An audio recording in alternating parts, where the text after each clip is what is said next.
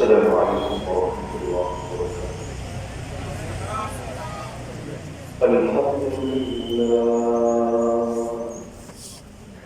الحمد لله وحده وكفى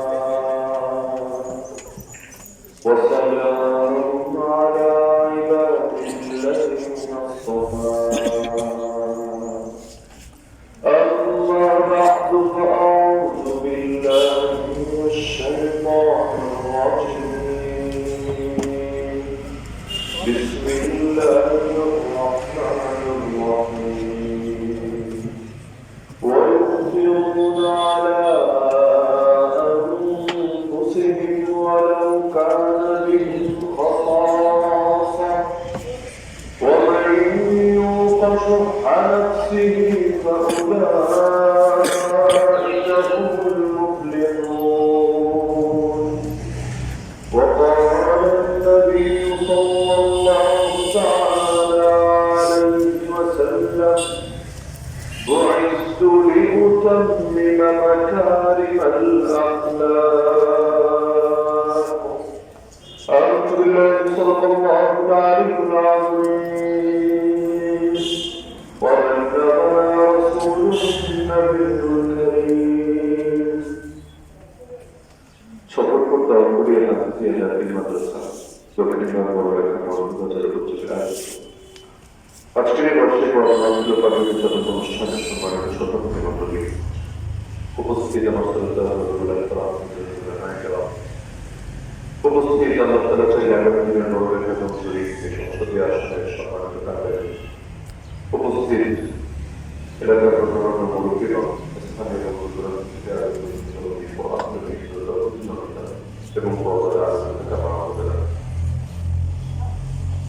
বিদ্যুৎ নেই, বাইকের অবস্থা ভালো না।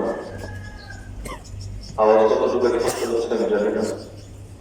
মৌলিক কিছু কথাবার্তা আলোচ করে আমার আলোচনায় আল্লাহ রাব্বুল আলামিন কোরআন মাজিদে সূরাতুল হাশরের মধ্যে ঈমানদার বান্দাদের একটা গুণ তুলে ধরেছেন। ওয়ায়ুসিরুনা আলা আনফুসিহিম ওয়ালাউ কানা বিহিম খাসাসা। ঈমানদাররা একজন আরেকজনকে নিজের উপরে প্রাধান্য দেয়, যদিও এতে নিজেদের বড় কষ্ট হয়। আল্লাহ রাসূল সাল্লাল্লাহু আলাইহি ওয়াসাল্লাম জামানে কখনো এমন হতো, নবীদের কাছে দূর-দূরান্ত থেকেও বিভিন্ন মেহমান আসছে, কিন্তু এখন মেহমানদের থাকা খাওয়ার ব্যবস্থা করা আল্লাহ নবীর জন্য সহজ ব্যাপার ছিল না। কারণ নবীর নিজের ঘরে তো বড় ছোট ঘর, সেই ঘরের মধ্যে নিজেরাও থাকা, আলাদা আলাদা করে থাকা, খাওয়া সবকিছু ইন্তজাম করা সবসময় আসান ছিল না। তো নবীজি সাহাবীদের মধ্যে ভাগ করে দিলেন যে তোমরা যারা পারো একজনকে, দুজনকে, তিনজনকে যেভাবে পারো মেহমানদেরকে নিয়ে যাও। সাহাবীরা বড় গর্বের সাথে এবং নিজেদের জন্য সৌভাগ্যের বিষয় মনে করে নবীর মেহমানদেরকে নিয়ে যেতেন এবং নিজেদের স্বার্থ সর্বোচ্চটুকু দিয়ে তাদের মেহমানদারি করার, তাদেরকে খুশি করার চেষ্টা করতেন। একবার এক সাহাবী আল্লাহ রাসূল সাল্লাল্লাহু আলাইহি ওয়াসাল্লামের একজন মেহমানকে নিজের বাসায় নিয়ে গেলেন। ঘটনা কম বেশি সবাই জানেন, শুধু মনে করিয়ে দিলেই হবে। বাসায় যাওয়ার পর স্ত্রীকে বললেন, আমি আল্লাহ রাসূলের একজন মেহমানকে নিয়ে এসেছি, নবীর একজন সাহাবী, তুমি জলদি তার জন্য উত্তম আপ্যায়নের ব্যবস্থা করো, খাবার দাবার ভালো যেটা আসবে সেটা তার সামনে পরিবেশন করার ব্যবস্থা করো। স্ত্রী একটু বিচলিত হয়ে গেল, আজকে এমন একদিনে আপনি মেহমানদের নিয়ে এনেছেন যেদিন বাসার ভেতরে বাচ্চাদের খাবার ছাড়া আর কোনো খাবারই নেই। বাচ্চারা আগে আগে ঘুমিয়ে গেছে না খেয়ে, এজন্য ওদের খাবারটা শুধু বাকি হয়ে গেছে। ভেবেছিলাম যখন ঘুম ভাঙবে ওদের কেটে দিয়ে মেহমানদারি করবো।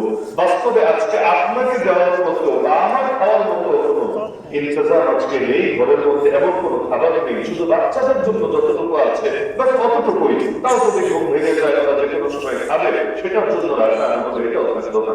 এটা শুনে সেই সাহাবী বললেন, আচ্ছা ঠিক আছে, আমার চিন্তাও করা লাগবে না, তোমার চিন্তাও করা লাগবে না, ওই বাচ্চাদের জন্য যেটা আছে সেটাই তুমি পরিবেশন করার ব্যবস্থা করো। কারণ নবীর মেহমানকে বাসায় এনে তো ক্ষুধার্ত রাখা যাবে না। আল্লাহ নবীর মেহমান যদি চার দিনে কষ্ট পায়, আল্লাহ নবীও কষ্ট পাবেন না। নবী যদি কষ্ট পায়, যিনি থেকে বরবাদ হওয়া ছাড়া মুখে বেঁধে ঝুঁকবে না। সুতরাং নবীর মেহমানকে কিছু বুঝতেও দেওয়া যাবে না, তাকে কোনো ধরনের কষ্ট দেওয়া যাবে না। সুতরাং বাচ্চাদের জন্য যেটা রেখেছে সেটাই আপাতত দিয়ে দাও, আর বাচ্চাদের ঘুম ভাঙলে তাদেরকে গল্প শুনিয়ে আবার ঘুম পাড়িয়ে দিও। এখন তাদের মাথায় আসলো বাচ্চাদের খাবার দিলে ভালো কথা, কিন্তু মেহমান তো সহজে মেহমান ছাড়া খেতে বসার কথা না। মেহমানকে যখন খাবার দিতে মেহমান বলবে, আরে আপনিও বসে একসাথে খান, মেহমানকে নিয়ে খাওয়ার মধ্যে তো আপনার দিদি খাওয়ার মধ্যে দেখতে যাবে। এখন খাবারের পরিমাণ এমনি কম, এটাতে যদি আমার ভাগ বসায়, এটা যদি আমার সবাই মিলে খেতে হয়, তাহলে মেহমানের তো তৃপ্তি হবেই না, পেটের ক্ষুধাও হবে না, উল্টো এই খাবার না খাওয়ার মতো খুব বেশি পার্থক্য থাকবে না।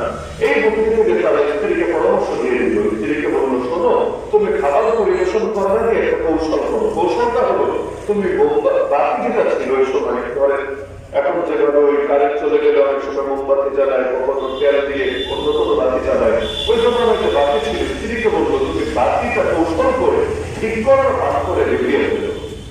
বাতিটা যদি নিভে যায় তাহলে মেহমান ভাববে মনে হয় তেল ফুরিয়ে গেছে বা বাতি নষ্ট হয়ে গেছে, এজন্য মনে হয় বলছে না। আর ওই যুগে রাত্রের বেলা দোকান পাবেই কোথায়, তেলই আনবে থেকে, তেল ভরে জ্বালাবে কিভাবে, তো বাধ্য হয়ে মেহমান অন্ধকারে খেতে হবে। তো অন্ধকারে যদি খেতে বসে, বাকিটা আমি বুঝে নেবে ইনশাআল্লাহ, কৌশল করে মোটামুটি আজকে খাবার করা যাবে। স্ত্রী এটাই করলো। মেহমান ভাবলো মনে হয় তেল শেষ, এজন্য বাতি নিভে গেছে। আসলে বাতি তো নিভে না, বরং তারা নিভিয়ে দিয়েছে। এরপর সেই বাচ্চাদের খাবার যা ছিল মেহমানের সামনে পরিবেশন করলো। মেহমান মেজবানকে বললো, আরে আপনিও বসেন, একসাথে খাবো আমরা। মেজবান তার খুশি করার জন্য পাশে বসলো। তো খাওয়ার কিছু তো নাই, যা ছিল সব তো মেহমানের সামনে দিয়ে রেখেছে। এখন যখন খেতে বসলো, সেই মেহমান সাহাবী সেই মেহমানকে সান্ত্বনা দেওয়ার জন্য নিজের মুখ দাঁড়িয়ে দাঁড়িয়ে আওয়াজ করতে লাগলো। বাস্তবে খাবার কিছু নাই, কিন্তু মুখ দাঁড়িয়ে দাঁড়িয়ে আওয়াজ করতে লাগলো যাতে মেহমান বোঝে সে একা খাচ্ছে না, সাথে মেহমান আবার শরীর করছে। এভাবে আলহামদুলিল্লাহ মেহমান তো তৃপ্তি করে খেলো, আর তারা উভয় না খেয়ে সারা রাত কাটিয়ে দিল। ফজরের নামাজ পড়ার জন্য যখন আল্লাহ নবীর পেছনে মসজিদে নববীতে গিয়ে শরীর হলেন, আল্লাহ নবী সাল্লাল্লাহু আলাইহি ওয়াসাল্লাম সেই সাহাবীকে দেখেই বললেন, ওরে আমার সাহাবী, কি আমল করলো তুমি গত রাতে? আল্লাহ দেখে তোমার ব্যাপারে কোরআন মাজিদে আয়াত নাযিল করে দিয়েছে। কোন সেই আয়াত? যে আয়াত আমি পাঠ করলাম। আল্লাহ বলেন, ওয়ায়ুসিরুনা আলা আনফুসিহিম ওয়ালাউ কানা বিহিম খাসাসা। আরে তারা অন্য মুসলমানকে নিজের উপর প্রাধান্য দেয়, যদিও এতে নিজেদের বড় কষ্ট হয়। যাদেরকে অন্তরের সংকীর্ণতা থেকে রক্ষা করা হয়, যাদের দিলটা ছোট না বরং দিলটা বড়, যাদের অন্তরটা সংকীর্ণ না অন্তরটা উদার এবং প্রশস্ত, আল্লাহ বলেন একমাত্র তারাই সফল, একমাত্র তারাই কামিয়াব। কথা উল্টা, তার মানে যাদের অন্তর সংকীর্ণ, যাদের মন মানসিকতা ছোট, যাদের ভেতরে উদারতা নাই, যাদের ভেতরে প্রশস্ত মানসিকতা নাই, আমার আল্লাহর দৃষ্টিতে তারা কখনোই সফল না। দুনিয়ার চোখে তারা এগিয়ে যেতে পারে, দুনিয়ার চোখে তাদেরকে কেউ সফল ভাবনা ভাবতে পারে, কিন্তু আমার আল্লাহ জানিয়ে দিয়েছেন যাদের অন্তর উদার তারাই সফল, আর যাদের অন্তর সংকীর্ণ তারা কখনোই সফল হতে পারে না। এজন্য পরে গিয়ে আমার আল্লাহ দোয়া শিখিয়েছেন, যেই দোয়া ঈমানদাররা করে, রব্বানা ইগফির লানা ওয়া লিইখওয়ানিনা আল্লাযীনা সাবাকুনা বিল ঈমান ওয়া লা তাজআল ফী কুলুবিনা গিল্লান লিল্লাযীনা আমানু। হে আমাদের রব, ঈমানদারদের ব্যাপারে আমাদের অন্তরে কখনো সংকীর্ণতা, কখনো প্রতিহিংসা, কখনো বিদ্বেষ এগুলো স্থান দিবেন না। আল্লাহ আমাদের দিলটাকে এমন উদার বানান, ঈমানদারদের জন্য যাতে, ঈমানদারদের জন্য যাতে আমরা সর্বোচ্চটুকু করতে পারি, তাদের ব্যাপারে হিংসা, বিদ্বেষ, জেদ, মানসিক এই খারাপ মানসিকতা এগুলোর উপরে আমাদের ভেতরে কখনো না আসে। এই জন্য আল্লাহ নবী বলেন, তোমাদের কেউ ততদিন ঈমানদার হতেই পারবে না। নবী বলেন, তোমাদের কেউ ততদিন পর্যন্ত ঈমানদার হতেই পারবে না যতদিন না সে নিজের ভাইয়ের জন্য, ভাই মানে আপন ভাই না, মুসলিম ভাই, যতদিন না সে মুসলিম ভাইয়ের জন্য তা পছন্দ করবে যা সে নিজের জন্য পছন্দ করে। আমি আমার নিজের জন্য কি কি পছন্দ করি, দুনিয়া এবং আখিরাতে সবে একটা একটা করে সামনে রাখি। আমি আমার জন্য জান্নাত পছন্দ করি, আমি আমার ঈমানদার ভাইয়েরা যাতে জান্নাতি হয়ে যায় এজন্য মেহনত চালাবো। আমি আমার জন্য দুনিয়ার জীবন নিরাপত্তা এবং কল্যাণ পছন্দ করি। আমার প্রতিটা মুসলমান ভাই যাতে দুনিয়ার মধ্যে নিরাপদ থাকতে পারে, তারাও যাতে দুনিয়ার মধ্যে সুখ শান্তি কল্যাণের সঙ্গে থাকতে পারে, এটার জন্য আমি সর্বোচ্চ চেষ্টা চালাবো। যদি এমন হয় আমি নিজেকে নিয়ে ধান্দা তো ঠিকই করলাম, নিজের স্বার্থ নিয়ে কাজ তো ঠিকই করলাম, কিন্তু অপরাপর মুসলমানদের জন্য আমি উদাহরণ দেখাতে পারলাম না, নবী জানিয়ে দিয়েছেন আমি পশ্চিম কালেও পূর্ণ ঈমানদার হতে পারবো না। এখন দেখেন না আমরা কত উদার হয়েছে ভাষা। এক নাম ধরে মুসলমান আর এক মুসলমানকে সবাই করে পর্যন্ত বেড়েছে, পাথর দিয়ে পর্যন্ত মাথা থেতলে ফেলে, কোপাকে কোপাকে পর্যন্ত নির্মম ভাবে শহীদ করে ফেলে। অপরাধ কি? সে আল্লাহকে মানে না। অপরাধ কি? সে নবীকে মানে না। অপরাধ কি? চাকরিতে বিশ্বাস করে না, বলবে না এগুলো তো সব ঠিক আছে, এগুলো আমারও তার এটা, ঝামেলা কোথায়? ঝামেলা হলো সেটা আমার দল করে না, সেটা আমার পক্ষে কাজ করে না, সেটা আমার জন্য চ্যালেঞ্জ সৃষ্টি করে। আরে সে যদি এগিয়ে যায় আমি তো যাবো পিছিয়ে, সুতরাং তাকে তো সুযোগ দেওয়া যাবে না, তাকে তো ছেড়ে দেওয়া যাবে না, তাকে বলাতে হবে, তাকে থামাতে হবে, তার উপর হামলা চালাতে হবে, তার নামে মিথ্যা মামলা করতে দিতে হবে, যে কোনো ভাবে তার পেছনে লেগে থাকতে হবে। এটাই যদি হয় মানসিকতা, আমার আল্লাহ বললেন কি আর লোকেরা করছে কি, আমার নবী শিখালেন কি, আর এই সমাজের ভেতরে নবীর উম্মত দাবিদারদের ভেতরে দেখা যাচ্ছে। এজন্য মাথায় রাখবেন, উদারতা ছাড়া কেউ কখনো পূর্ণ মুসলমান হতে পারবে না। উদারতা ছাড়া কেউ কখনোই পূর্ণ মুসলমান হতে পারবে না। আল্লাহ নবী বলেন, আল মুমিনু লিল মুমিনি কাল বুনিয়ানি শুদ্ধ বাদুহু বাদ। এক ইমানদার আর এক ইমানদারের জন্য হবে এমন বিল্ডিং এর মতো, এমন দালানের মতো, এমন ইমারতের মতো, যার এক অংশ অপর অংশকে শক্তি যোগায়। এই যে একটা বিল্ডিং দাঁড়িয়ে আছে আমাদের সামনে, কিভাবে দাঁড়ানো? দাঁড়ানো কিভাবে? হাওয়ার উপরে দাঁড়াতে পারে না বিল্ডিং, কখনো হাওয়ার উপরে করা যায় না। ওই মাটি থেকে শুরু করে যখন বিল্ডিংটা তোলা শুরু হয়, এইগুলো শুরু হয়, প্রতিটি অংশ অপর অংশকে সাপোর্ট দিতে হয়। একটা ইট আরেকটা ইটকে, ওই ইট আরেকটা ইটকে, ওই ইট আরেকটা ইটকে এভাবে সাপোর্ট দিতে দিতে তখন 100 তলা বিল্ডিংকে দাঁড় করিয়ে ফেলা যায়। কিন্তু সাপোর্ট যদি সরায় না, মাঝখান থেকে 10 নম্বর তালাটা সরাই দিবেন, উপরে 20 তলা, নিচে 8-9 তলা, মাঝখান থেকে 10 নম্বর তালাটা সরাই দিবেন, বিল্ডিং থাকবে? থাকবে না। উপরে সবই বরবাদ হবে, সবই ধ্বংস হবে। আল্লাহ নবী বলেছেন, দুনিয়ার যত ইমানদার হবে তাদের সংখ্যা নবীর জামানার মতো হাজার লাখই হোক আর বর্তমান সময়ের মতো 200 কোটি প্লাসই হোক, নবী বলেছেন এক ইমানদার আর এক ইমানদারের জন্য এই বিল্ডিং এর মতো হতে হবে, যার প্রতিটা অংশ অপর অংশকে শক্তি যোগাবে। রাস্তায় গাড়ি চলে কিভাবে? এই যে আমিও ধরেন প্রাইভেট কারে চলে যায় আসলাম, গাড়িটা কিন্তু এমনি এমনি চলতে পেরেছে তা না, বরং চাকা লেগেছে। নাকি আপনাদের দক্ষিণ ভাগে চাকা ছাড়াও গাড়ি চলে? চাকা লাগে না? লেগেছে। একটা প্রাইভেট করে চাকা চাকা, আবার একটা রিজার্ভ অতিরিক্ত রেখে দেয়, যদি কখনো বিপদে পড়ে একটা নিয়মিত কাজ চালানো যায়। এই যে চারটা চাকা, 3টা চাকাও যদি একদম কোয়ালিটিতে 100 থেকে 100 আছে, কিন্তু আরেকটা চাকা নাই বা থাকলেও ফুটা হয়ে আছে, পাংচার হয়ে আছে, চলার অনুপযুক্ত হয়ে আছে। এখন বাকি 3টা চাকা যদি সোনার চাকাও হয়, রুমার চাকাও হয়, হীরার চাকাও হয়, অথবা ওগুলো বাদ দিলাম, স্বাভাবিক টায়ার কিন্তু লাখ টাকা দামের টায়ার হয়, আপনার কি ধারণা গাড়ির সামনে আগে যাবে? তাই না? একদম খুব 200 স্পিডে গাড়ি আগাবে না, সামনে আগাবে না, মোটেও আগাবে না, বরং এটা চলার উপযুক্তই থাকবে। একইভাবে পৃথিবীর বুকে সমস্ত মুসলমানদের সংখ্যায় যতই হোক চাকার মতো তারা সবাই মিলে ইসলাম নামক গাড়িটাকে শক্তি যোগাতে হয়, সাপোর্ট দিতে হয়। সবাই মিলে যখন সাপোর্ট দেয়, ইসলাম অতি সহজেই সামনের দিকে এগিয়ে যায়। কিন্তু যদি এমন হয় এক চাকা সাপোর্ট দিচ্ছে আর এক চাকা দিচ্ছে না, এক চাকা থেমে বসে থাকছে, উল্টে ঘুরতে চাচ্ছে, আর আরেক চাকা তার সর্বশক্তি প্রয়োগ করছে, পশ্চিম কেন গাড়ি কিন্তু আগাবে না। বাংলাদেশে মুসলমান কি কম আছে নাকি? বাংলাদেশে মুসলমান কম। এত মুসলমান তো নবীর জামানায়, সাহাবীদের জামানায় কল্পনাই করা যেত না। এত মুসলমান এক দেশেই আছে। আমার নবীর জামানায় মুসলমান কয়টা? 13 বছর মক্কায় দাওয়াত দিলেন, 1000 লোক তালিমে পড়লেন, 1000 না। এরপর মদিনায় গিয়ে আলহামদুলিল্লাহ যখন মেহনত শুরু করলেন, সংখ্যাটা বাড়লো। কিন্তু কত বাড়লো? আল্লাহ রাসূল সাল্লাল্লাহু আলাইহি ওয়াসাল্লাম বিদায় হতে যখন গেলেন তখন হলো 16 লাখের কিছু বেশি। এরপর শেষ বিদায় পর্যন্ত ধরলাম 2 লাখই হলো, সব মিলিয়ে 2 লাখ। অথচ এক বড় লাখে 2 লাখের বেশি মুসলমান আছে নাকি না?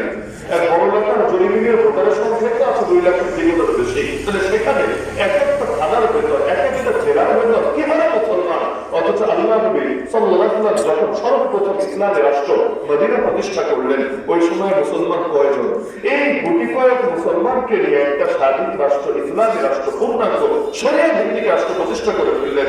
অথচ এক এক ঢাকায় কোথাও কোথাও এক একটা সাইডে, যেমন ঢাকায় মোট জনসংখ্যা যারা বর্তমানে আছে, পত্রিকায় দেখেছিলাম এখন থেকে মাস দেড়েক আগে 3,66,00,000 মানুষ থেকে ঢাকায় বসবাস করে। সংখ্যাটা বুঝতে পারছেন? 3,66,00,000 মানুষ শুধু এক ঢাকায় অবস্থান করে। তার মানে এক ঢাকায় যে পরিমাণ মুসলমান আছে, তারাই চাইলে ইসলামের পক্ষে কোনো বিপ্লব ঘটায় দিতে পারে। যেই দেশে এত মুসলমান আছে, ওই দেশে এখনো পর্যন্ত ইসলামের কথা উল্লেখ হচ্ছে না কেন?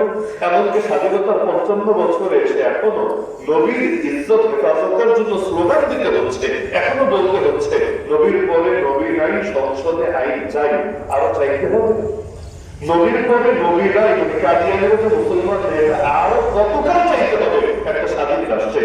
অথচ এ এটাতে এমন কোনো বিষয় না যেটা ওয়াজ করে বোঝানো লাগবে। কাদিয়ানিরা কাফেরদেরকে নতুন করে ওয়াজ করে বোঝানো লাগবে? আমার নবীর সর্বশেষ নবী এটা নতুন করে ওয়াজ করে বোঝানো লাগবে? কে বোঝে না? কে বোঝে না? আওয়ামী লীগ বোঝে না, বিএনপি বোঝে না, জাতীয় পার্টি বোঝে না, জাসদ বাসদ বোঝে না, বোঝে না নাকি?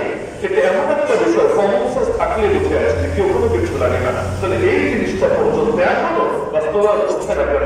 মুসলমান তো কম নাই, ধর্মপ্রাণ তো কম নাই, নবীপ্রেমিক তো কম নাই, ইসলামের ঠিকাদার দাবিকারী লোকের তো কমতে নাই।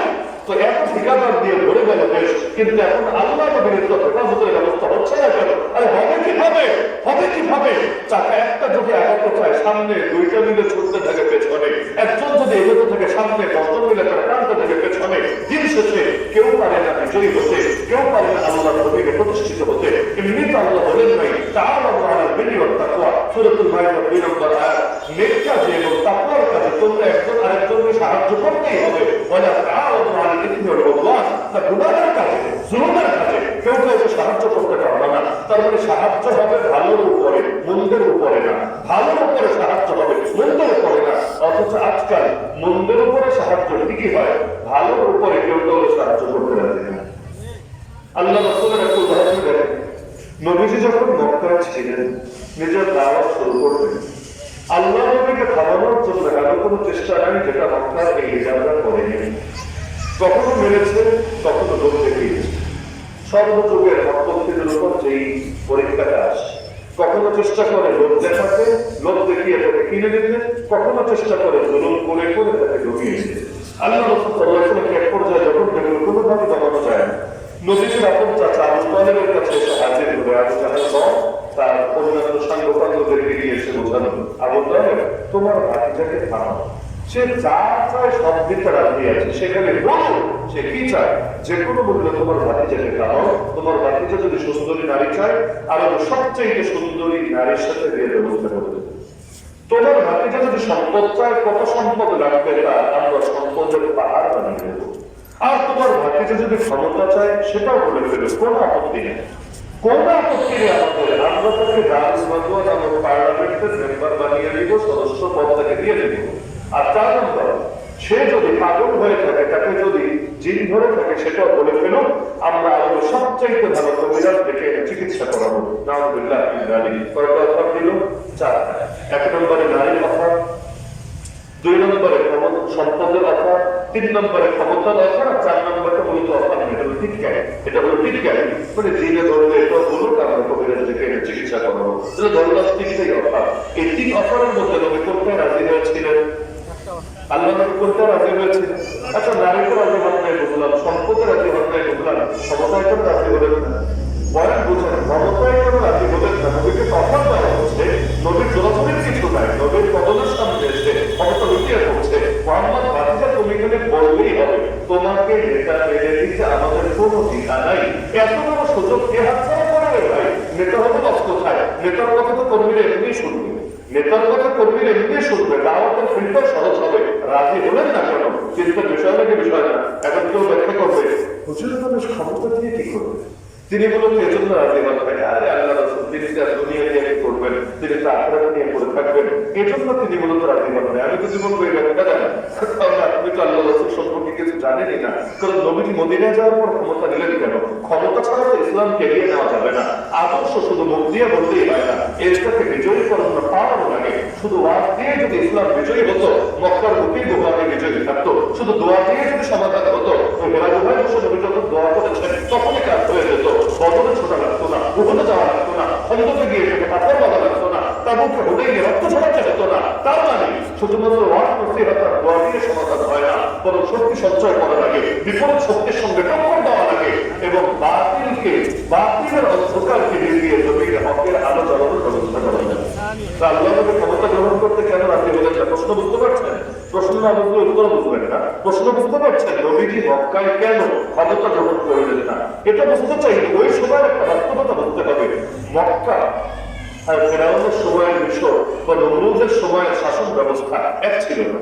নমরুদের সময়, ফেরাউনের সময় ওরা ছিল এক নায়ক। এক নায়ক বোঝেন, ওরা যেটা বলবে সেটাই কথা, সেটাই আইন, সেটাই বিধান। দ্বিতীয় কারো সুশব্দ করার কোনো অধিকারই নাই। এমনকি কোনো মন্ত্রীও যদি তার বিরুদ্ধে অবস্থান নেয়, কল্লা কাটা যেতে এক মুহূর্ত লাগবে না। এমনকি ওদের কোনো জবাবদিহিও ছিল না। এক মুহূর্ত রক্তের চেয়ে কত নিষ্পাপ শিশুকে হত্যা করলো, কই কেউ তো প্রতিবাদ করতে পারলো না যে মানি না, মানবো না। এটার জন্য মিছিল করা, মিটিং করা, সভা সমাবেশ করা কারো তো কল্পনা করার সুযোগ ছিল না। কারণ ওর দেশে, স্বৈরাচারের দেশে ওই রাজা, ওই খোদা যেটি খোদা দাবি করতো, রাজা না, সেখানে ওরা যেটা বলবো সেটাই কথা, এর বাইরে কোনো কথা চলবে না। অপরদিকে মক্কার শাসন তেমন ছিল না, মক্কায় একক কোনো নেতা ছিল না। আবু জাহাল একক নেতা না, আবু লাহাব একক নেতা না, উতবা একক নেতা না, সাইবা একক নেতা না। আবু জাহাল যদি একক নেতা হতো, আল্লাহ নবীকে মৃত্যুদণ্ডের রায় দিতে 13টা বছর সময় লাগতো না।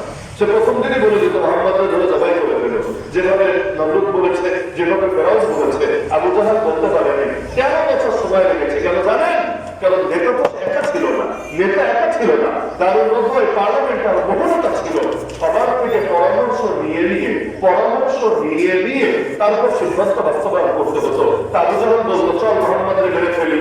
আবার আল্লাহ রাসূলের বংশ বনু হাশেমের এক নেতা দাঁড়ায় বলতো, খালি কাজ করে দেখ দেখি, মারবি করে তাহলে কাজ করে দেখ দেখি। আর আমরা তো ধর্ম না মানতে পারি, সে আমাদের বংশের ছেলে, তাহলে একবার গায়ে হাত লাগায় দেখ না, তোদের সমস্ত ঘটনারই সারা একবার স্মরণ করিয়ে দেওয়া হবে। এজন্য আবু জাহাল পারত না, তার ইচ্ছা ছিল, কিন্তু দীর্ঘকাল পর্যন্ত সে সবাই একমত করতে পারেনি। তাহলে মক্কায় কি একমত ছিল নাকি তারা সিদ্ধান্ত নিতে গেলে পরামর্শ রাখতো?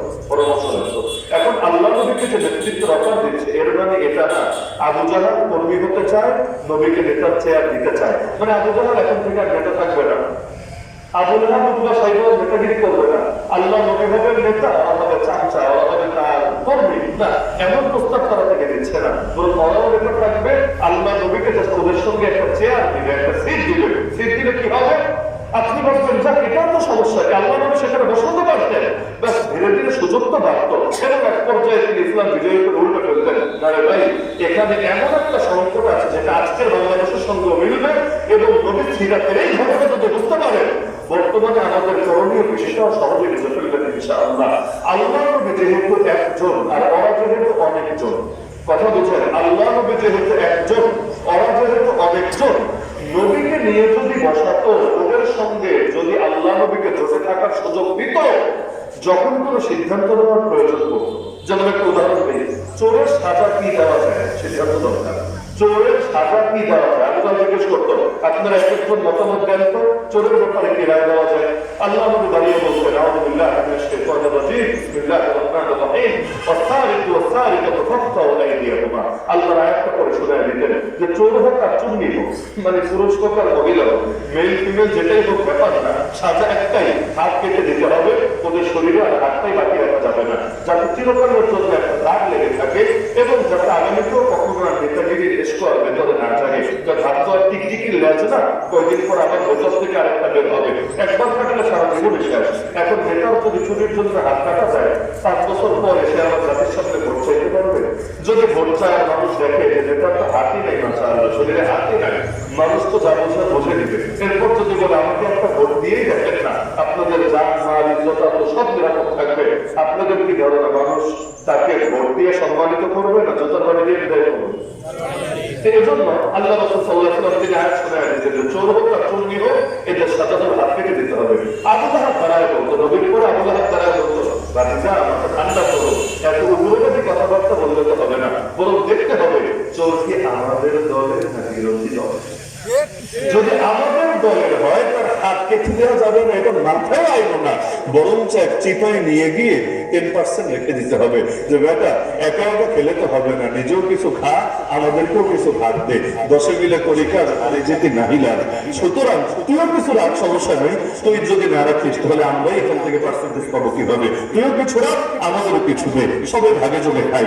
আর যদি সে বিরোধী দলের হয় তাহলে হাত না, হাত পা মাথা কল্লা যা আছে প্রয়োজনে সব কেটে ফেলে, সমস্যা নাই। উতবা দাঁড়ায় বলতো, না তোমাদের কথা আমার পছন্দ হচ্ছে না, বরঞ্চ 2 মাসের জেল দিয়ে এরপর তোমরা মুক্তি দিয়ে দাও। সাইবা দাঁড়ায় এসে আর একটা বলতো, এভাবে এক একজন এক একটা মত দিত। লাস্টে গিয়ে দেখা যেত নবী যেহেতু একজন, কথা বুঝেন, ওরা যেহেতু অনেকজন, তাহলে আইন কার পক্ষে পাস হতো? নবীর পক্ষে না ওদের পক্ষে? অবশ্যই ওদের পক্ষে পাস হতো। আল্লাহ নবী ফেল করতেন, আল্লাহ পক্ষ থেকে তিনি যেটা বলতেন সেটা ওরা গ্রহণ করতো না, বরং বিভিন্ন যুক্তি দেখিয়ে তার সেটা বাদ দিয়ে দিত। আর লাস্টে গিয়ে আবু যখন সমাধান দিত, হা জয়যুক্ত হয়েছে, হা জয়যুক্ত হয়েছে, হা জয়যুক্ত হয়েছে, ব্যাস অর্ডার দিয়ে দিত। আল্লাহ নবী সাল্লাল্লাহু আলাইহি ওয়াসাল্লাম সিদ্ধান্ত দিয়েছেন সেটা বাদ, আর ওরা যে সিদ্ধান্ত দিয়েছে সেটাই পাস। কিন্তু লসটা কি হতো জানেন? লস হতো একদিকে আল্লাহ নবীর ইমেজ ব্যবহার করে, আল্লাহর নবীর ইমেজ ব্যবহার করে ওদের কুফর, ওদের শিরক, ওদের জাহেলিয়ত, ওদের ভণ্ডামি, ওদের দুর্নীতি, ওদের অন্যায়, ওদের অপরাধ সব চিন্তা রাখতো। আর একদিকে ধর্মপ্রাণ মুসলমানরা প্রতিবাদ করতে পারতো না। কেন পারতো না? তারা চিন্তা করতো, আরে নবী আছে যাদের সাথে, নবী আছে যাদের সাথে, যারা জোট করেছে নবীর সাথে, ওরা কি আর ভুল হতে পারে? ওরা যদি ভুল হয়, নবী এতদিনের লাল কার্ড দেখায় তো চলে আসতো ওদের থেকে।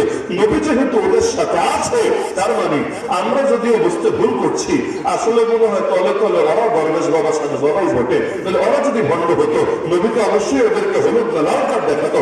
নবী যেহেতু ওদের সঙ্গে একসাথে তাল মিলিয়ে সম্পর্ক রেখে চলছে, তার মানে আমাদের উচিত ওদের পাচাটা চারটে চারটে একদম জুতার তলা ক্ষয় করে ফেলা। আমাদের উচিত ওদের দালালি এবং তোষামোদি করতে থাকা, বাকি জীবন এইভাবে গোলামের উপর পিএইচডি করে গোটা জীবনটা খতম করা। এর দ্বারা সাধারণ মুসলমান ধোকা খেয়ে বোকা হতো নাকি হতো না? এজন্য আল্লাহ নবী সহজ ক্ষমতার সুযোগ পেয়েছিলেন, তাও নেন নাই। কারণ আমি ক্ষমতায় গেলে কি, আপনি ক্ষমতায় গেলে কি, দিন শেষে যদি এর দ্বারা ইসলামের লাভের পরিবর্তে ক্ষতি হয়, এর দ্বারা যদি বিভিন্ন কুফরি মতবাদ নরমালাইজ হয়, এর দ্বারা যদি চোর চুরি করে, ডাকাতি করে, চাঁদাবাজি করে, সন্ত্রাসী করে, মাদক কারবারি করে, খুন করে, সে যদি পার পাওয়ার পথ খুলে যায়, সাধারণ জনতা যদি চিন্তা করে, আর ও যদি খারাপ হতো, এই হুজুর তো ওর সাথে থাকতো না, ও যদি ভণ্ড হতো, এই হুজুর তো ওর সঙ্গে সঙ্গ দিত না, লাস্টে গিয়ে দেখা যেত হুজুরের আদর্শ আর জিন্দা হতো না। যেহেতু হুজুর এক দুইজন আর ওরা তো সবজন, কিন্তু দিন শেষে এই হুজুরদের ইমেজের কারণে ইসলাম বিজয় হতে পারতো না, ইসলাম পন্থীরা আগাতে পারতো না, মানুষের ভেতর বিপ্লবী চেতনা থাকতো না, এবং মানুষ আগামী দিনে আর একটা রেভলিউশনের স্বপ্ন দেখতো না। তাহলে ঝামেলা হতো নাকি হতো না? আরে ভাই হতো নাকি হতো না? সুতরাং এই জামানায় যারা নিজেদেরকে নবীর ওয়ারিস পরিচয় দিয়ে জালেমদের হাতকে শক্তিশালী করে এবং আপনাদের ইমেজ কাজে লাগিয়ে জালেমদেরকে ওদের জুলুমের বৈধতা দেওয়া বা নরমালাইজ করার পথ খুলে দেন, আল্লাহর ওয়াস্তে একবার নবীর জীবনীটা পড়ে দেখেন, আর এরপর নিজেদের সাথে একবার মিলা দেখেন, বৃক্ষ তোমার নাম কি, ফলে পরিচয়। বৃক্ষ তোমার নাম কি, ফলে পরিচয়। সুতরাং আপনি নিজেকে কত বড় কি দাবি করেন সেটা দেখার বিষয় না। আপনার আদর্শ যদি নবীজির আদর্শের সাথে না মিলে, বরঞ্চ আপনার বেশের কারণে, আপনার লেবাসের কারণে যে সমাজের ভেতরে খুনিও খুন করে পার পেয়ে যায়, ধর্ষকও ধর্ষণ করে পার পেয়ে যায়, চাঁদাবাজি করে মুক্তি পেয়ে যায়, এবং তাদের উপর মানুষের আস্থা, বিশ্বাস, ভরসা অক্ষুণ্ণ এবং অটুট থেকে যায়, কিয়ামতের দিন আল্লাহর সামনে জবাব দেওয়ার জন্য রেডি হতে থাকেন, আপনার সাদা পোশাক সেদিন আপনাকে আল্লাহর আযাব থেকে বাঁচাতে পারবে না। আল্লাহ রাসূল সাল্লাল্লাহু আলাইহি ওয়াসাল্লামের সামনে এত বড় অফার, ঝামেলা কোথায় জানেন? নবীর জীবন গল্প হিসেবে ঠিকই পড়ি, কিন্তু শিক্ষা গ্রহণের চেষ্টা করি। আমরা যেমন মাঝে মাঝে স্লোগান দিই, আর কোরআনের আলো সংসদেও জ্বালা। সংসদে কিন্তু কোরআনের আলো এক ধাপ বহু আগেই জ্বালা। বলবেন কিভাবে? সংসদ অধিবেশনও কিন্তু শুরু হয় কোরআন শরীফ তেলাওয়াত দিয়ে, তাই না? দেখলে মনে হবে মাশাআল্লাহ, একজন জামানা হাসান বসরি আর রাবিয়া বসরি তো বটে, এই মনে হয় 2 মিনিট আগে জান্নাত থেকে মাত্র নেমে এসেছে। কোরআন ছাড়া কিছুই বোঝে না, কি টান কোরআনের উপর। যদিও সবাই সেখানে পড়া যায় না, যে কারি সাহেবকে নিয়ে দাঁড় করানো হয়, ওই কারি সাহেবকে আবার আগ থেকে একটু ফিল্টারিং করে দেওয়া থাকে। এখন যদি কারি সাহেব আবেগের বসে দিন ক্যামেরা পড়ে ফেলেন, অথবা জিহাদ শাহাদাতের পড়ে ফেলেন, কারি সাহেবকে কষ্ট করে আর পার্লামেন্ট ভবন থেকে বের হওয়া লাগবে না, সেখান থেকে প্যাকেট করে আমাদের মতো করে একদম কাশিমপুর কারাগারে চালান করে দিবে। বাকি আল্লাহর বান্দা কয়েক বছর সেখানে তাকে জেল খেটে আসতে হবে। কারণ যেই কোরআন আরবিতে পড়লে পাবলিক খুশি হয়, একই কোরআন বাংলায় জাতির সামনে তুলে ধরলে আলেমদের জেলে যেতে হয়। এই যে রমজান মাস আসছে, 30 পারা কোরআন আমি আপনাকে শোনায় দিব আরবিতে, 30 পা। দেখবেন একজনও নারাজ হয়নি, যেই দলের হোক, যেই মতের হোক, যত বড় মানের মাফিয়া হোক, কেউ নারাজ হয়নি। উল্টা খুশি হয়ে মাস শেষে পকেটে হাদিয়া ভরে দিয়েছে, যাওয়ার সময় ধন্যবাদ দিয়ে কৃতজ্ঞতা জানিয়ে আগামী বছরের দাওয়াত কনফার্ম করে বিদায় করে দিয়েছে। অথচ একই কোরআন জাতির সামনে মাতৃভাষায় উপস্থাপন করার কারণে মসজিদের মিম্বার থেকে, মাহফিলের মঞ্চ থেকে কত আলেমের হাতে হাত করা পড়ানো হয়েছে, কত আলেমের পায়ে ডান্ডা বেড়ে লাগানো হয়েছে, কত আলেমকে ঈদের দিনে রিমান্ডে থাকতে হয়েছে, কত আলেমকে কারাগারের ভেতর লাশে পরিণত করা হয়েছে। অপরাধ কিছু না। যে কোরআন আরবিতে পড়লে পাবলিক খুশি হয়ে হাদিয়া দেয়, একই কোরআন মাতৃভাষায় উপস্থাপন করার কারণেই তাদের সঙ্গে নির্মম আচরণ করা হয়েছে। তার মানে কোরআনকে ব্যবহার করতে রাজি, এটাকে বরকতের জিনিস বানিয়ে সুবিধা নিতে রাজি, কোরআনের আলো জীবনকে আলোকিত করতে রাজি। যেমন আল্লাহ নবীর নামে কালেমা পড়তে রাজি, এই কালেমা জবানে থাকবে, কিন্তু এই কালেমা দিলে ঢুকায় জিন্দগিতে আদর্শ বানাতে রাজি না। এই জন্য তো সৈয়দ কুতুব রহমতুল্লাহ আলাইহি যখন তার ফাঁসি রায় হয়ে গেল, তাফসীরুল জালালের কোরআন লিখলেন, এরপর একটা অংশকে আলাদা করে মালিক ফি তরিক, ইংলিশে মাইলস্টোন নামে যার অনুবাদ হয়েছে, তিনি এটা আলাদা করে প্রকাশ করলেন। আল্লাহর বান্দার উপর তৎকালীন জালেম জামাল আব্দুল নাসির এই পরিমাণ নাখোশ হলো, তার ব্যাপারে মৃত্যুদণ্ডের রায় দিয়ে দিল। এখন মৃত্যুদণ্ডের আগে তো কিছু ফর্মালিটি থাকে, হুজুর এসে কালেমা টালেমা পড়ায়, স্বাভাবিক একটা সিস্টেম এটা বানিয়ে রেখেছে। এখন সৈয়দ কুতুব রহমতুল্লাহ আলাইহি কালেমা পড়ানোর জন্য জেলখানার ইমাম সাহেব এসে হাজির। আবার কোন কোন ইতিহাসে দেখেছি যে ইমাম না, ধর্মমন্ত্রী ওই সময় সে নিজে এসে হাজির যে হুজুর আপনি একটু কালেমা পড়ে নেন, শেষ সময় একটু পরে আপনাকে ফাঁসিতে ঝুলিয়ে হত্যা করা হবে। তিনি তখন আফসোস করে বললেন, বেটা নাটকের শেষটা দেখানোর জন্য কি তুই আসলি এখানে? আনতুম তাকুলুনাল খুবজা বিলা ইলাহা ইল্লাল্লাহ ওয়া নাহনু নু'দামু লিআজলি লা ইলাহা ইল্লাল্লাহ। তোরা বেটা রুটি খাস লা ইলাহা ইল্লাল্লাহ বিনিময়ে, আর আমাদের গলায় ফাঁসির দড়ি ওঠে লা ইলাহা ইল্লাল্লাহর কারণে। যে লা ইলাহা ইল্লাল্লাহ বেঁচে তোদের রুটি রুজির ব্যবস্থা হয়, একই লা ইলাহা ইল্লাল্লাহর কারণেই আমাদের গলায় ফাঁসির দড়ি চড়ানো হয়। বলবেন লা ইলাহা ইল্লাল্লাহ কি আবার দুইটা নাকি? না, লা ইলাহা ইল্লাল্লাহ একটাই, কিন্তু পার্থক্য কারো থাকে জবানে, সিরফ জবানে, কারো থাকে দিলের ভেতরে। নবী যদি আবু জাহেলকে বলতেন, আবু জাহেল আঙ্কেল আপনি একটা কাজ করুন, আপনি শুধু লা ইলাহা ইল্লাল্লাহ মুহাম্মাদুর রাসূলুল্লাহ সকাল সন্ধ্যা 500 বার করে জিকির করবেন, অথবা সকাল সন্ধ্যা লাগবে না, একদম জিকির করতে করতে মাঝে মাঝে মুখে খানা উঠে ফেলবেন, এরপর আকাম কুকাম করতে যা মনে হচ্ছে ইচ্ছা মতো করেন, সমস্যা নেই, একদম বিনা হিসাবে চালচালায় জান্নাতে চলে যাবেন। এভাবে যদি আল্লাহ নবী তাকে বুঝাতে পারতেন, আবু জাহেলের কোনো আপত্তি থাকতো না, কোনো আপত্তি না। আবু জাহেল রাজি ছিল যে ভাতিজা যা চায় সব দিব, কিন্তু তারপরও সে থামুক, তারপরও সে দমুক। আল্লাহ নবী তার চাচা আবু তালেবকে বললেন, চাচা ওকে বলে দেন বেশি কিছু লাগবে না, একটা বাক্য মেনে নিলে ওদের সঙ্গে আমার আর কোনো ঝামেলা থাকবে না, সব দ্বন্দ্ব খতম, সব সংঘর্ষ শেষ, এবং আমরা আবারও সুখে শান্তিতে একসাথে ঐক্যের সাথে বাস করবো। একটা বাক্য মেনে নিলেই হবে। আবু জাহেল কি বলবো সেটাও সিরাতের কিতাবে আছে। আবু জাহেল বলল, নাম ওয়া আবিকা আশরা, আরে মুহাম্মদ তোর মরণের কসম খায়া বললাম। ওরা তো আল্লাহর নামে কসম খাবে, শুধু তা না, ওরা তো মুশরিক, সবই করতে পারে। তো বললো মুহাম্মদ তোর মরণের কসম খায়া বললাম। বাক্য একটা না, বাক্য 10টা বলবো। এক বাক্যের জন্য এত ঝামেলা করার কোনো অর্থই হয় না, কি বলা লাগবে খালি বলে ফেল। আল্লাহ নবী বললেন আবু তালেবকে, তাকে বলে দেন সে যাতে বলে লা ইলাহা ইল্লাল্লাহ মুহাম্মাদুর রাসূলুল্লাহ। এবার চিৎকার করে উঠলো, আজালাল আলিহাতা ইলাহা ওয়াহিদা ইন্না হাযা লাশাইউন উজাব। আরে এত খোদাকে এক খোদা বানিয়ে ফেলেছে, এক খোদা পরিণত করেছে, এটা তো মানা সম্ভব না, এটা তো বড়ই আশ্চর্যজনক ব্যাপার। নাউযুবিল্লাহি মিন যালিক। ওদের বিশ্বাস হলো এত খোদা মিলে অভাব দূর করতে পারে না, এক খোদা কি করবে? এত খোদা মিলে ওদের জীবনে মুক্তি এনে দিতে পারে না, এক খোদা কি করবে? এখন যেমন বহু বাঙালি এমন আছে তাদের নামাজের রব একজন, রাজনীতির রব আর একজন, রোজার রব একজন কিন্তু অর্থনীতির রব আর একজন, হজের রব একজন কিন্তু বিচার আচারের রব আর একজন, যাকাতের রব একজন কিন্তু আইন কানুন বিধান সংবিধানের রব আর একজন। যেই রবের কোরআন মেনে নামাজ পড়তে রাজি, ওই রবের কোরআন দিয়ে বিচার করতে রাজি না। এমনকি বিচারকের সামনে নিয়ে গিয়ে যদি বলে, হে মহামান্য বিচারক আমাকে কোরআনটা দিয়ে বিচার করে দেন না, এতে যদি আমার কল্লা কাটা যায় তাও মানি, আর এতে যদি আমার মুক্তি আসে তাও আমি মানি। কারণ দুনিয়া সবাই ঠকাতে পারে, আল্লাহ ঠকাবে না বান্দাকে, সবাই না ভুল থাকতে পারে না, ভুল থাকতে পারে কিন্তু ভুল থাকতে পারে না আমার আল্লাহর আইনে। সুতরাং আমাকে কোরআন দিয়ে বিচার করে দেন। এমন কোন আদালত আছে এই দেশে কোরআন দিয়ে বিচার করে দিবে? দিবে না তো দিবেই না, ওইটা কপাল ভালো থাকলে বলবে কি রে তোর কথায় দেখি জঙ্গিবাদের গন্ধ পাওয়া যাচ্ছে, আমাদের আইন ভালো লাগে না, আমাদের বিধান ভালো লাগে না, এর বাইরে তোমার অন্য বিধান লাগবে কেন? তার মানে তুমি মনে হয় তলে তলে উগ্রবাদীদের ফাঁদে পা দিয়েছ, মৌলবাদীদের খাতায় নাম লিখিয়েছ। এগুলো তো বলে নাকি বলে না? নাউযুবিল্লাহি মিন যালিক। অথচ এই কোরআন এসেছে তাহলে মসজিদে থাকতে না, এই কোরআন এসেছে তাহলে মাদ্রাসায় থাকতে না, এই কোরআন এসেছে সমস্ত মুমিন মুত্তাকিদের জন্য জীবনের সব ক্ষেত্রে একমাত্র হেদায়েত, গাইডলাইন এবং জীবন বিধান হওয়ার জন্য। কত বড় আফসোসের কথা, এই যে ধর্মনিরপেক্ষতাবাদের যে থিমটা, মূল কথাটাই কি? মূল বিষয় তো এটা, আল্লাহকে ব্যক্তি জীবনে রাখবেন আর পরিবার সমাজ রাষ্ট্রে আল্লাহকে স্থান দিবেন না। রাষ্ট্র আল্লাহকে দিয়ে চলবে না, রাজনীতি আল্লাহকে দিয়ে চলবে না, অর্থনীতি আল্লাহকে দিয়ে চলবে না, আইন কানুন আল্লাহকে দিয়ে চলবে না।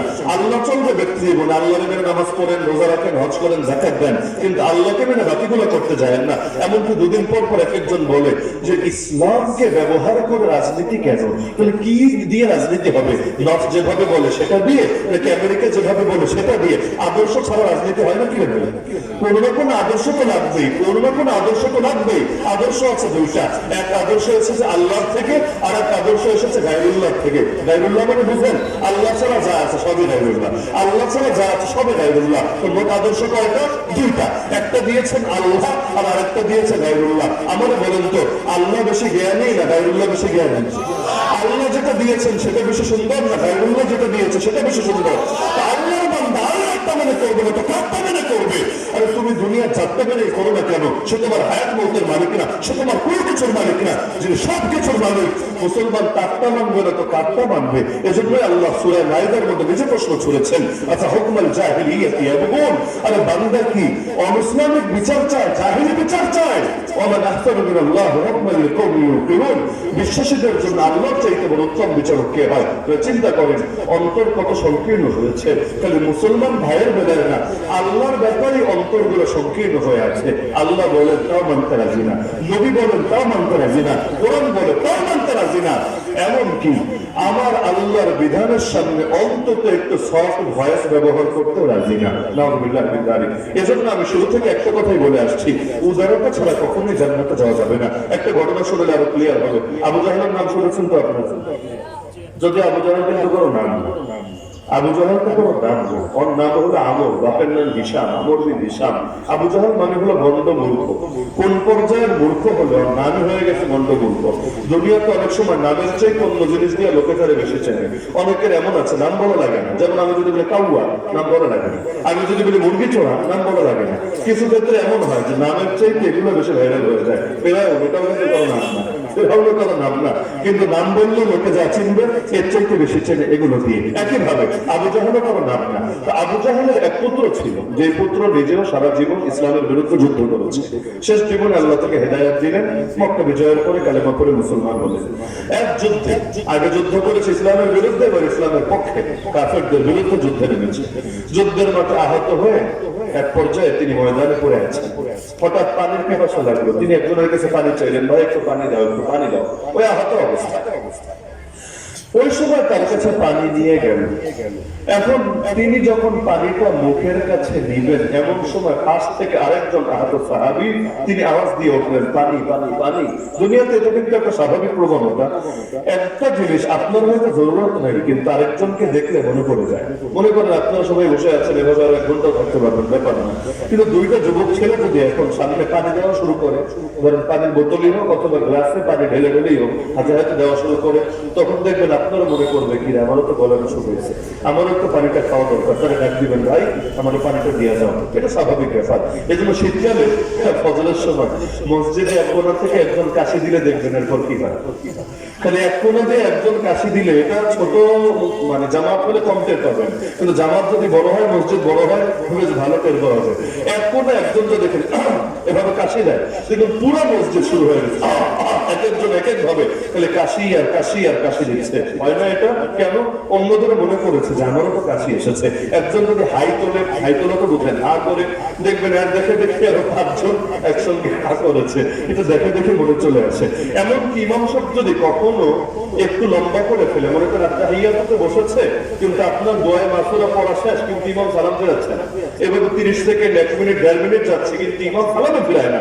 দেখবেন পেছন থেকে সিগন্যাল দেয়, ডাইরেক্ট বলতে পারে না হুজুর তাড়াতাড়ি সালাম ফিরান, কাশি দিয়ে সিগন্যাল দেয়। প্রথমে একজন শুরু করে, ধরেন বরাবর পিছনে যিনি বসা, একজন আওয়াজ করে, এখন 5 থেকে 5 জন 10 জন একসাথে আওয়াজ করতে শুরু করে। এটা হলো কাশি না, মূলত সিগন্যাল যে হুজুর তাড়াতাড়ি খতম করে। তো একইভাবে আবু জাহলের ছেলে সে পানি চেয়েছে, তার কাছে পানি নিয়ে আসলো। পানি খেতে আর কতক্ষণই লাগে, কিন্তু তাকে দেখে পাশ থেকে আরেকজন আওয়াজ দিল, পানি পানি পানি। সে চাইলে এটা করতে পারতো যে নিজে তাড়াতাড়ি করে খেয়ে 2-1 চুমুক দিয়ে তারপর বাকিটা তার ভাইয়ের জন্য পাঠিয়ে দিত। কিন্তু সুবহানাল্লাহ, উদারতা কাকে বলে? ইমানদারের শান কাকে বলে? চিন্তা করেন। সে বলছে আমার চিন্তা পরে হবে, যদি তার কাছে পানিটা নিয়ে যাও আগে, সে খাওয়ার পর যদি বাঁচে নিয়ে এসো আমার কাছে, না হলে আমার ভাই যদি তৃপ্তি হয় তাতে আলহামদুলিল্লাহ। পানিটা নিয়ে গেল দ্বিতীয় জনের কাছে, সেও খাবে। এমন সময় পাশ থেকে আরেকজন আওয়াজ দিল পানি পানি পানি। ওই সময় সেও একই কথা বললো, আর আমার চিন্তা পরে হবে, জলদি নিয়ে যাও আমার ভাইটার কাছে। চাইলে একটু খেয়ে দিতে পারতো না, তাও নেই। এবার সেও উদারতা দেখালো, 3 নম্বর জনের কাছে পানি নিয়ে গেল, গিয়ে দেখলো ইতিমধ্যে সে শহীদ হয়ে গেছে, আর বেঁচেই নাই। দ্বিতীয় জনের কাছে ফিরে আসলো, ফিরে এসে দেখলো আল্লাহ, একটু আগে দেখলাম কথা বলছে মানুষটা, সেও শহীদ হয়ে গেছে, দুনিয়াটার বেঁচে নাই। প্রথম জন মানে আবু জাহেলের ছেলে, যে মুসলমানই হয়েছে কিছুকাল আগে, তার কাছে ফিরে আসলো, এসে দেখলো সেও আর বেঁচে নাই, সেও শহীদ হয়ে গেছে। 3টা প্রাণ ঝরে গেল, পানি আর কারো খাওয়া হলো না। কিন্তু শেষ মুহূর্তেও নিজের মুসলমান ভাইকে কিভাবে প্রাধান্য দিতে হয়, স্যাক্রিফাইস কিভাবে করতে হয়, নিজেদের জান দিয়ে গোটা উম্মতকে শেখায় গেল। আর আজকে মুসলিম উম্মত যদি এরকম উদার মানসিকতা দেখাতে পারত, অন্তত এতদিনে বাংলার আকাশে কালেমার পতাকা পটপট করে উঠত। কিন্তু নিজেদের ব্যক্তিগত ব্যাপার দূরের কথা, ইসলামের ব্যাপারে পর্যন্ত পারি না। আর যে সময় আলী রাদিয়াল্লাহু আনহু এবং আমির মুআবিয়ার মধ্যে যুদ্ধ হচ্ছে, যে যুদ্ধটাকে ইতিহাস থেকে জঙ্গে সিফিন নামে, এ পাশে প্রচুর সাহাবী, ও পাশে প্রচুর সাহাবী, ভয়ঙ্কর যুদ্ধ, প্রতিদিন বিপুল সাহাবী তাবে শহীদ হয়ে যাচ্ছে। ওই সময় খ্রিস্টানদের বাদশাহ তৎকালীন রোম সম্রাট একটা চিঠি লিখে পাঠালো আমির মুআবিয়ার কাছে। তার চিঠির মূল বক্তব্য হলো, আমির মুআবিয়া, আমি দেখতে পাচ্ছি তুমি হক, তোমার প্রতিপক্ষ আলী বাতিল। নাউযুবিল্লাহি মিন যালিক। বলবেন কি রে ভাই, খ্রিস্টান আবার কেমনে বলে কে হক কে বাতিল? এই যুগের নাস্তিকরা যেভাবে বলে, এই যুগের সেকুলাররা যেভাবে বলে, এই যুগের বাংলারা যেভাবে বলে, এই ইসলামী দলটা ভালো, ওই ইসলামী দলটা কালো। তুমি বললে কিভাবে? তুমি সূরা ফাতিহাটা করতে পারো? বলবে না না সেটা পারি না। কিন্তু আমরাও টুকটাক ফতোয়াবাজি না করলে দমাবো কিভাবে? দমাতে চাইলে কিছু কিছু ফতোয়া তো আমাদেরও দেওয়া লাগে। আরবি পড়তে পারি বা না পারি, কোরআন পড়তে জানি বা না জানি, কালেমা বুঝি বা না বুঝি, এজন্য দেখবো নাস্তিকরাও আজকাল ফতোয়া দেয় কে হক কে বাতিল, কে সঠিক কে ভুল। অতীতের সঙ্গে বড় মিল, বড় মিল। আল্লাহ হেফাজত করুন। তোরম সঙ্গে চিঠি লিখে পাঠাচ্ছে, মুআবিয়া আমি দেখতে পাচ্ছি তুমি হক, তোমার প্রতিপক্ষ আলী বাতিল। তুমি যদি রাজি থাকো আমি তোমার সাহায্যে বাহিনী পাঠাতে চাই। কত দরদি, ধর্মের জন্য কত আবেগ তার দেখে। তুমি যদি রাজি থাকো আমি তোমার সাহায্য বাহিনী পাঠাতে চাই, তারা তোমার বাহিনীর সঙ্গে মিলে লড়াই করে তোমার প্রতিপক্ষ খলিফা আলী ইবনে আবি তালেবের কল্লা কেটে, নাউযুবিল্লাহ, সেই কল্লা লুটিয়ে দিবে তোমার কদমে। তুমি শুধু অনুমতি দিলে আমি বাহিনী পাঠাতে রেডি আছি। এই জামানা হলো তো খুশিতে লাফাতে শুরু যে বিদেশিরা আমাদের পক্ষে দাঁড়াবে, দাঁড়া, তারা ওদেরকে ক্ষমতা থেকে উচ্ছেদ করে আমাদেরকে গদিতে নিয়ে বসাবে, একদম খুশিতে লাফাতে শুরু করতো। কত বড় অফার তাকে দেওয়া হচ্ছে, কত বড় অফার। বলবেন অফার কেন দিল? আমির মুআবিয়াকে খ্রিস্টান বাদশা মহব্বত করতো না? না, মহব্বত আসলে কাউকেই করে না, কিন্তু কাটা দিয়ে কাটা তুলতে চায়। এজন্য দেখবেন কখনো কোন ইসলামী শক্তি যদি আগায়া যায়, কিছু বিচ্ছিন্ন ইসলামী শক্তির কদরও সেকুলার শক্তিদের কাছে বড় গুণে বেড়ে যায়।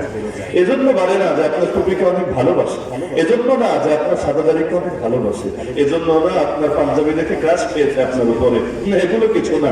মূল বিষয় হলো ওরা জানে ওরা ওদের শক্তি দিয়ে পারবে না এদেরকে দমাতে। পাবলিক সেন্টিমেন্ট তো বড় গুরুত্বপূর্ণ বিষয়। মানুষের হৃদয়কে জয় করা সহজ ব্যাপার না। তো মানুষ ধর্মের প্রতি এবং ধর্মের যারা নেতৃত্ব দেয় তাদের প্রতি আলাদা টান এবং আলাদা আকর্ষণ থাকে। এখন ওরা চিন্তা করে একটারে কোলে তুলি, এরপর ওইটার দিয়ে আরেকটারে দমন করি, এরপর আরেকটারে তুলবো, এরপর ওইটা দিয়ে আরেকটারে দমন করবো। আর জামানের সিস্টেম এভাবেই হয়েছে। মির্জাফর মির্জাদেরকে কাজে লাগিয়ে ফায়দা থেকে লুটেছে। তো দিন শেষে মির্জাফরদের কখনো ভালো হয় নাই, মির্জাদেরদের কখনো ভালো হয় নাই, কারণ যারা জাতির সঙ্গে গাদ্দারি করে তাদের পরিণতি কখনোই ভালো হয় না। তো এখন আমির মুআবিয়া রাদিয়াল্লাহু আনহু, এই জামানায় এমন হয় না? আরে ভাই, এই জামানায় এমন হয় না? কাউরে বুকে জড়ায়। বিগত ফ্যাসিস্ট আমলেও কিন্তু এটা হয়েছে। এক এক সময় এক এক দলকে কোলে উঠিয়েছে, তাকে দিয়ে আরেকটাকে ল্যাং মারিয়েছে। এরপর প্রয়োজন ফুরিয়ে গেলে, কারণ টিস্যু যখন ব্যবহার শেষ হয়ে যায়, টিস্যু কিনতে টাকা লাগে। যেমন এই যে বক্সটা কেনা হয়েছে, মাগনা মাগনা কিন্তু না, এটা কিনতেও 75 টাকা, গায়ে রেট লেখা আছে, কম বেশি টাকা লেগেছে। কিন্তু টিস্যুটা যখন ব্যবহার শেষ হবে, অসময় ব্যবহার করেন অথবা এমনি গান মোছেন, ব্যবহার শেষে কি করেন? টাকা দিয়ে যেহেতু কিনলাম, এটাকে সাজায় রাখি ঘরের মধ্যে, এটা করেন না। ব্যবহার শেষ হলে পেঁচিয়ে ডাস্টবিনে অথবা সেই কমোডের মধ্যে ফেলে ফ্লাশ করে দেন। তো দুনিয়াতে এভাবেই একজনকে দিয়ে আরেকজনকে দমন করে, প্রয়োজন যখন শেষ হয়ে যায় এরপর সেটাকে ব্যবহৃত টিস্যুর মতো ডাস্টবিনে নিয়ে নিক্ষেপ করে। আর জামান আর মির্জাফর এই বাস্তবতা যদি বুঝতো, অন্তত ইসলামের জাগরণের সময় বিভিন্ন কুফরি মতবাদের পক্ষে অবস্থান নিয়ে নিজেদেরকে এবং ইসলামের ভবিষ্যৎকে নষ্ট করতে তাদের মহাদেবকে যখন চিঠি লিখল, দরকার ছিল এই জামানায় যেভাবে খুশি হয় তিনিও খুশি হবেন না, তিনি মোটেও খুশি হলেন না। তিনি উল্টা চিঠি আরেকটা পাঠায় দিলেন, চিঠির জবাবে চিঠি। যেই চিঠির প্রথম বাক্যই হলো বড় ভয়ঙ্কর বাক্য, ইয়া কালবা রুম, হে রোমের কুত্তা। কি প্রথম বাক্য কি? কুত্তা কি ভাই চিঠি লিখতে পারে? চিঠি তো কুত্তা লেখে নাই, চিঠি লিখেছে বাদশা। তো তিনি কি বললেন? হে রোমের কুত্তা, ভাইয়ে ভয়ে ভুল বোঝাবুঝি হয়েছে, একসময় মিটমাট হয়েও যাবে। আর মাঝখানে এসে নাক গলানো তুই কে? তুই যদি আরেকবার মুসলমানদের অভ্যন্তরীণ বিষয়ে নাক গলাতে চাস এবং একদলকে দিয়ে আরেক দলকে দমানোর চেষ্টা করিস, আর তুই আর কি বাহিনী পাঠাবি? আমি মুআবিয়াকে বিশাল বাহিনী পাঠাবো, যার প্রথম সদস্য থাকবে তোর সামনে রোম দেশে, সে সদস্য থাকবে আমার সামনে শাম দেশে। তারা তোর কল্লা কেটে সেই কল্লা নিয়ে যাবে আলীর কদমে, নিজের কদমে না আলীর কদমে। কি শিখলেন এখান থেকে? যে মুসলমানদের ভেতরে যতই মতনৈক্য থাকুক, এমনকি মতনৈক্য যেতে যেতে যদি এই পর্যায়েও যায় যে হাত থাকতে মুখে কি, ওই পর্যায়ে যদি চলে যায়, তারপর এটা নিজেদের বিষয় নিজেদের মধ্যেই থাকবে। কিন্তু তাই বলে সেকুলার নাস্তিক বেঈমান ওদেরকে কখনো সুযোগ দেওয়া যাবে না কোন মুসলমান শক্তির বিরুদ্ধে। ঘরে চার ভাই থাকলে চার মত থাকে না?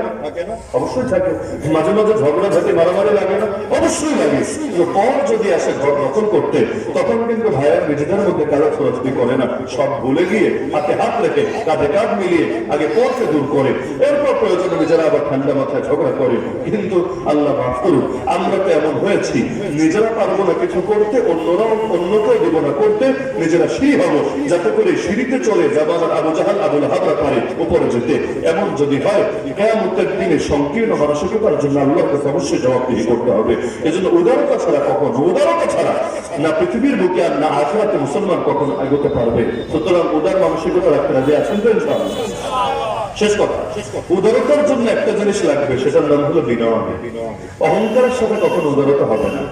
যেই গাছের ফল যত বাড়ে, ওই গাছের ডালগুলো কিন্তু উপরে ওঠে না, বরং নিচের দিকেই ঝুঁকতে থাকে। মান তাওয়াদা লিল্লাহ রাফাহুল্লাহ, নবী জানিয়েছেন যে আল্লাহর জন্য নিজেকে ছোট করতে পারে, বিনয় অবলম্বন করতে পারে, আল্লাহ নিজেই দেন তার মর্যাদা বাড়িয়ে।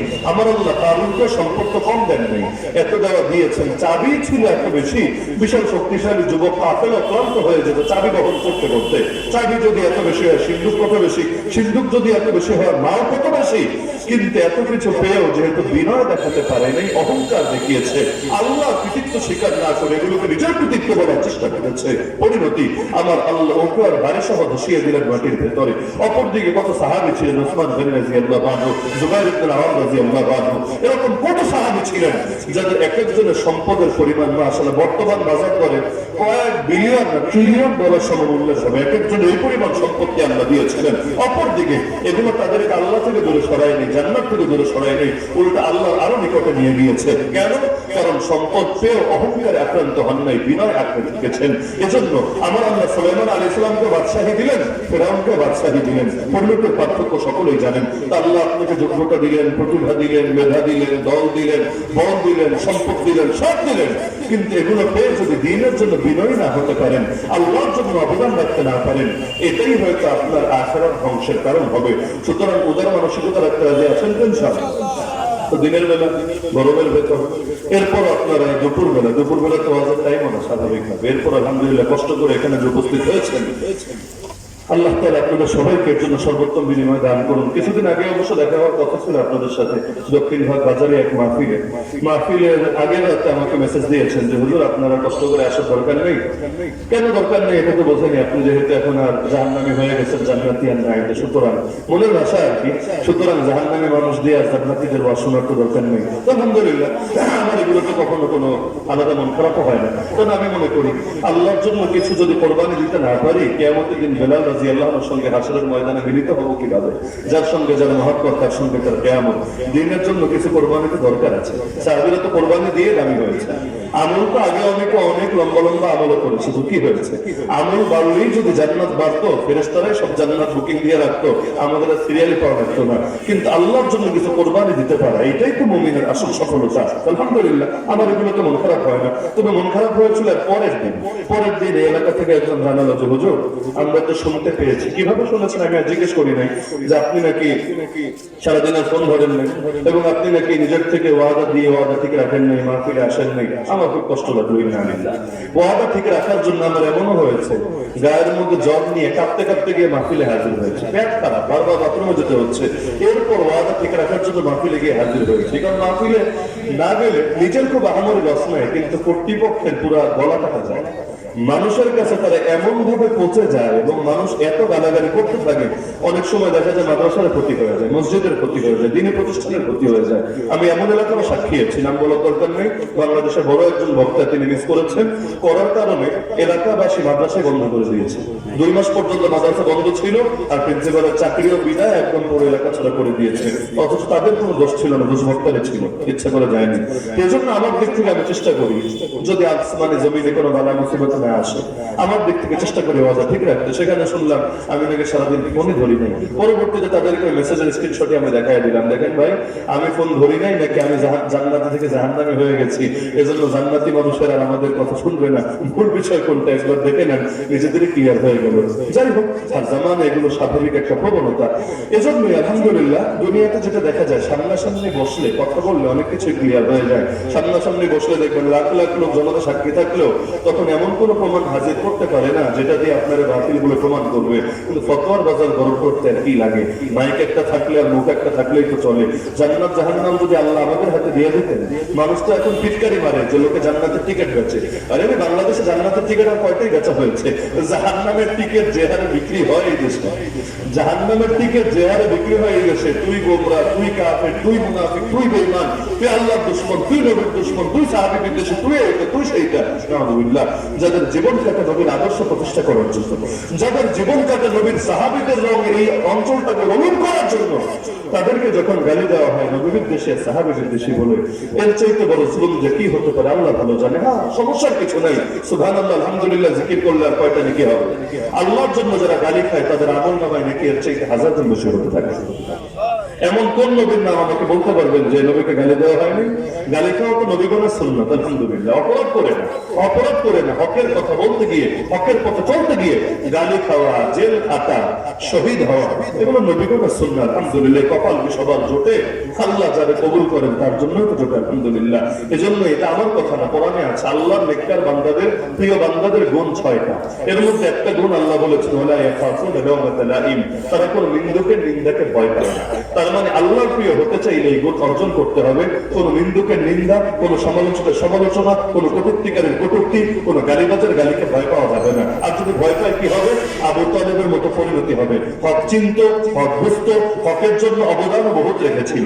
আমার মতো হাজার উসামা নবীর জন্য এত খেদমত করতে পারে নাই, এক আবু তালেব মুসলিম হয়েও যে পরিমাণ খেদমত করেছিল। এত কিছুর পরেও কালেমা ছাড়াই দুনিয়া থেকে যেতে হয়েছিল। কেন?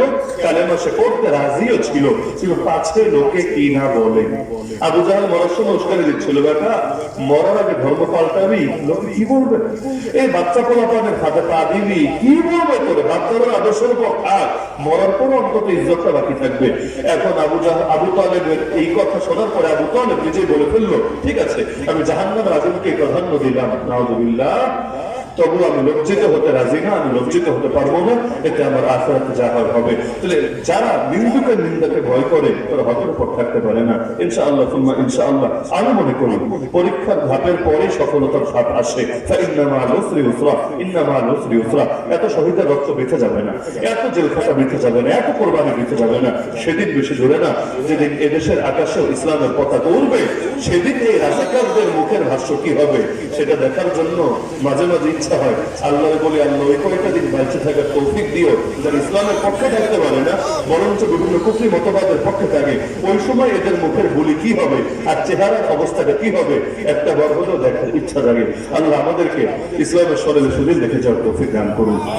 আল্লাহ তাআলা মাদ্রাসাকে কবুল করুন। দাখিল মাদ্রাসা এখনো সম্ভবত অনুমোদন আসেনি, এটার জন্য চেষ্টা চলছে, সেজন্য দোয়া করি আল্লাহ তাআলা ধাপকে সহজ করুন এবং অতি দ্রুত আল্লাহ তাআলা মাদ্রাসাটাকে সফলতা একদম চূড়ান্ত শিখরে উপনীত হওয়ার তৌফিক দান করুন। আর আগামীতে যে সুযোগটা আমাদের সামনে এসেছে, আল্লাহ সেই সুযোগকে কাজে লাগিয়ে এদেশে ইসলাম পন্থাকে আরো হাজার গুণ এগিয়ে নিয়ে যাওয়ার তৌফিক দান করুন।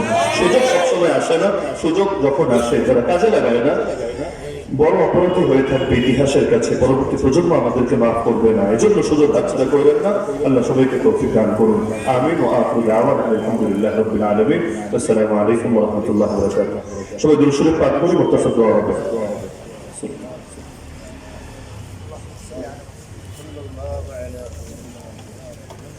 الحمد لله رب العالمين والصلاة والسلام على سيد المرسلين وعلى آله وأصحابه أجمعين يا رب العالمين يا أرحم الراحمين يا أحكم الحاكمين يا الله আমরা কিছু গুণাগার বান্দা দুপুর বেলায় আল্লাহ বড় আশা নিয়ে এই কোরআনের মাহফিলে উপস্থিত হয়ে কিছু কথা বললাম এবং শুনলাম।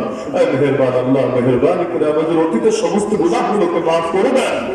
আল্লাহ এই মাহফিল থেকে নিষ্পাপ হয়ে ঘরে ফিরে যাওয়ার তৌফিক দান করেন। আল্লাহ আমাদের মা বাবা, আপনজন, আত্মীয় স্বজন, মুরব্বী যারা কবরে শায়িত আছেন, প্রত্যেকের কবরের আযাবকেও চিরস্থায়ীভাবে মাফ করে দেন। প্রত্যেকের কবরকে জান্নাতের বাগানে পরিণত করে দেন। আল্লাহ আমাদের যে মুরব্বীরা এখনো জীবিত আছেন সবাইকে নেক হায়াত দান করেন। আল্লাহ আমাদের মধ্যে, আমাদের আপনজনদের মধ্যে যারা অসুস্থ সবাইকে শিফায়ে কামিলা আজল নসিব করেন। আল্লাহ যারা ঋণগ্রস্ত সবাইকে ঋণ পরিশোধ তৌফিক দান করেন। আল্লাহ যে যে মুসিবতে আটকে আছে সকলের মুসিবতকে আপনি দূর করেন। আল্লাহ প্রত্যেকের পরিবারে সুখ শান্তি দান করেন। আল্লাহ দিন কায়েমের মেহনতে চিরটা জীবন লেগে থাকার তৌফিক দান করেন। একটা মাত্র জীবনে জীবন দিয়ে যাতে আপনার দিনের সর্বোচ্চ খেদমত করে যেতে পারি, মরার সময় শাহাদাতের মৃত্যু নিয়ে হাসি মুখে এই দুনিয়া থেকে বিদায় নিতে পারি, সেই তৌফিক আমাদেরকে দান করেন। আল্লাহ আমাদের যে ভাইদেরকে নির্মমভাবে শহীদ করা হয়েছে তাদের শাহাদাতকে আপনি কবুল করেন। আল্লাহ যারা অসুস্থ এবং আহত অবস্থায় আছে তাদেরকে শিফায়ে কামিলা আজল নসিব করেন। আল্লাহ জালিমদেরকে ওদের উপযুক্ত প্রাপ্ত বুঝিয়ে দেওয়ার তৌফিক দান করেন। আল্লাহ গোটা বাংলাদেশের সর্বস্তরের মুসলমানদেরকে দ্বীনের জন্য ঐক্যবদ্ধ হয়ে যাওয়ার তৌফিক দান করুন। আল্লাহ মাদ্রাসাকে আপনি কবুল করে নেন। আল্লাহ মাদ্রাসার প্রতিটা শিক্ষার্থীকে জামানার শ্রেষ্ঠ হক্কানি রব্বানি হাফেজ আলিম হওয়ার তৌফিক দিয়ে দেন। আল্লাহ মাদ্রাসা যাবতীয় প্রয়োজন গায়বী খাজানা থেকে পূরণ করে দেন। আল্লাহ আপনার বান্দারা যারা কষ্ট করে কোরআনের মাহফিলকে সার্থক করে তুলেছে তাদেরকে দুনিয়া এবং আখিরাতের সর্বোচ্চ বিনিময় আপনি দান করেন। বিশেষ করে যারা দান সদকা করেছে তাদের প্রতিটা পয়সাকে কবুল করে নেন। যে যে নিয়ত দান করেছে প্রত্যেকের দিলের নেক মাকসাদ পূরণ করে নেন। আল্লাহ যারা প্রবাসে আছে তাদের প্রবাস জীবনকে সুখময় বরকতময় বানিয়ে দেন। আসমানি জমিনি বালা মুসিবত থেকে হেফাজত ফরমান। তাদের রুজি রোজগারে বেশি থেকে বেশি বরকত দিয়ে দেন। আল্লাহ আগামী তারা বৃহৎ পরিসরে এই কোরআনের মাহফিলের আয়োজন সম্পন্ন করার তৌফিক দিয়ে দেন।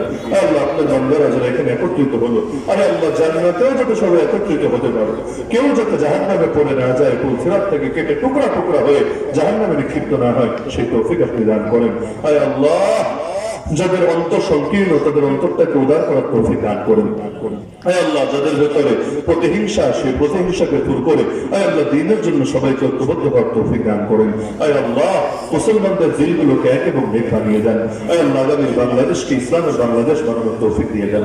সুবহান রাব্বিকা রাব্বিল ইজ্জাতি আম্মা ইয়াসিফুন ওয়া সালামুন আলাল মুরসালিন ওয়ালহামদুলিল্লাহি রাব্বিল আলামিন বিরহমাতিকা ইয়া আরহামার রাহিমিন।